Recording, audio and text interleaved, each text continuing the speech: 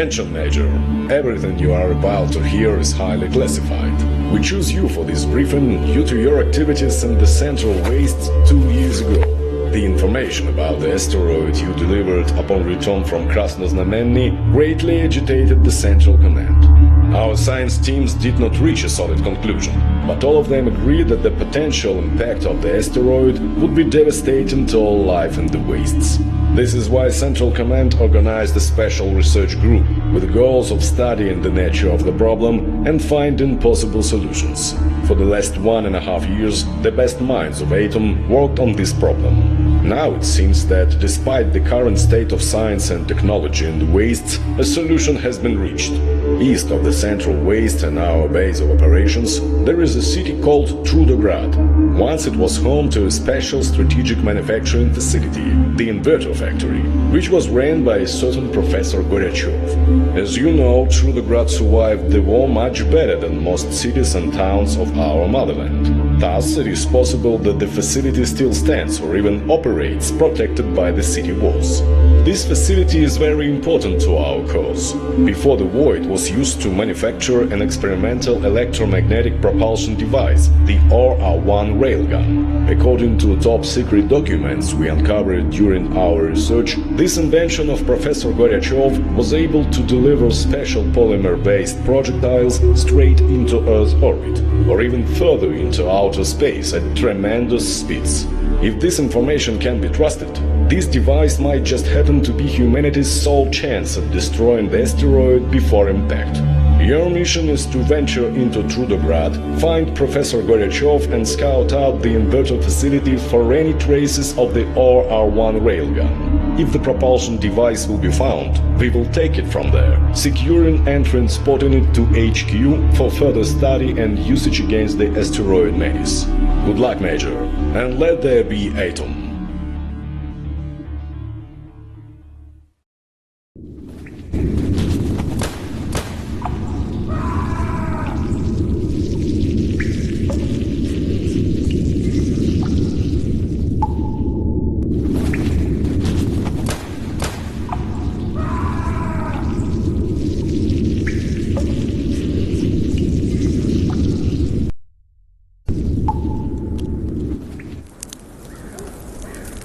You're sitting in a small clearing in front of a blazing campfire. The autumn forest surrounds you, and it creaks peacefully in the dead of night. The air hangs heavy with the promise of snow and the beginning of winter. The fire crackles softly with the branches that you feed it, enchanted by the darting, dancing flames. Crackling wood and the hiss of boiling sap are the only sounds in your tiny campsite.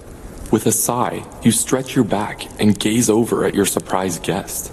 He's a short fellow, hunchbacked and raggedly dressed. He emerged from the tall trees about an hour ago and asked. The stranger raises his head and looks at you through the flames. At least, it feels as if he's looking at you. His face is still obscured by shadows. "No, thank you. I'm not hungry," he says in a calm and surprisingly soothing voice. A moment later, he asks, "Did you come here from far away?" "As it does to us all." The man is quiet again, but then throws a dry stick into the flames. Sparks fly up like a cloud of fireflies into the cold heavens as he asks, "Did you hear what happened in Krasnoznamenny? It's a city to the west of here." You feel a strange urge to tell him the truth. Who knows why? Perhaps telling someone about your adventures will make them more real. "I've heard the same. How much suffering can one world endure? Makes my heart ache to think of it." The stranger tugs at his cowl and sinks down into his ragged clothes. "I suppose, with a turn of events like these, Dan's factory gang and that sweet little village of Atradnoe are also doomed." He shivers slightly. Silence reigns again for a while, until a wolf's howl in the distance causes you to look around frantically. "How terrible!" The man exhales loudly. "Tell me, who did you share your travels with?" The man nods and again gazes down into the fire. "Over the years, people have given me many different names," your guest states without emotion. "But isn't it true that names, like other words, have no intrinsic meaning? Words are senseless, unless living people recall them." Of its own accord, your companion's hood slides limply away. But its absence reveals not a human head, but a glowing,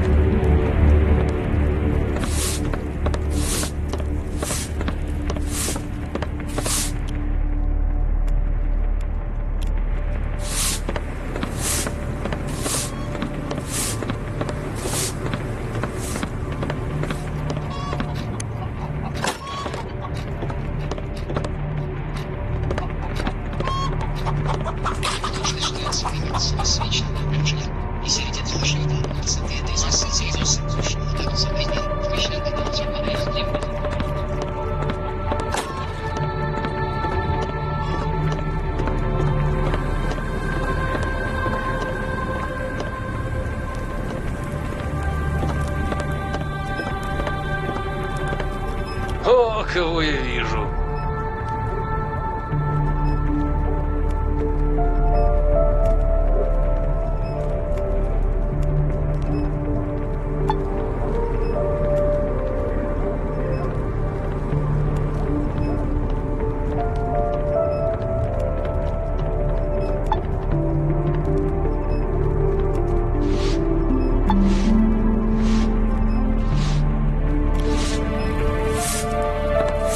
Привет, ты хочешь поговорить?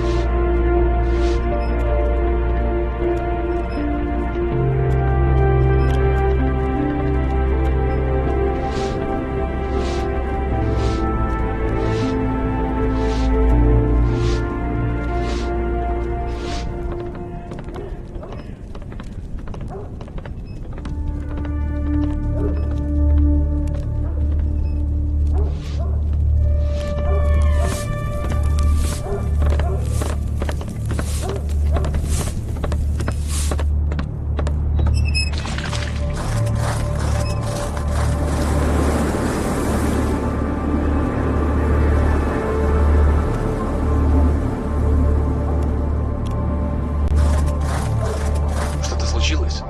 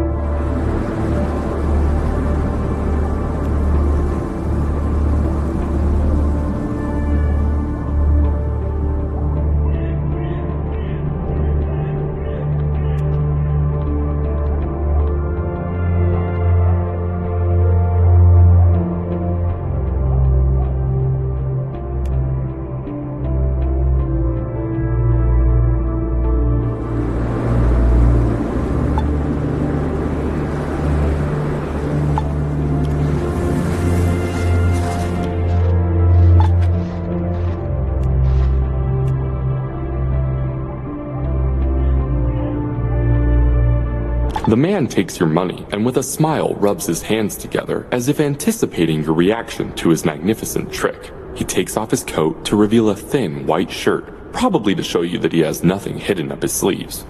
No matter how hard you focus, the entertainer's motions are too quick to follow. Perhaps Telerov's masterful trick. With inhuman dexterity, he throws the cards into the air and catches. The seemingly devastated magician stares sheepishly down at his feet, hides the ace of diamonds, and gestures for you to return his coat. You try to speak, but instead choke and cough up a jack of diamonds. Amadeus Telerov shrugs his shoulders.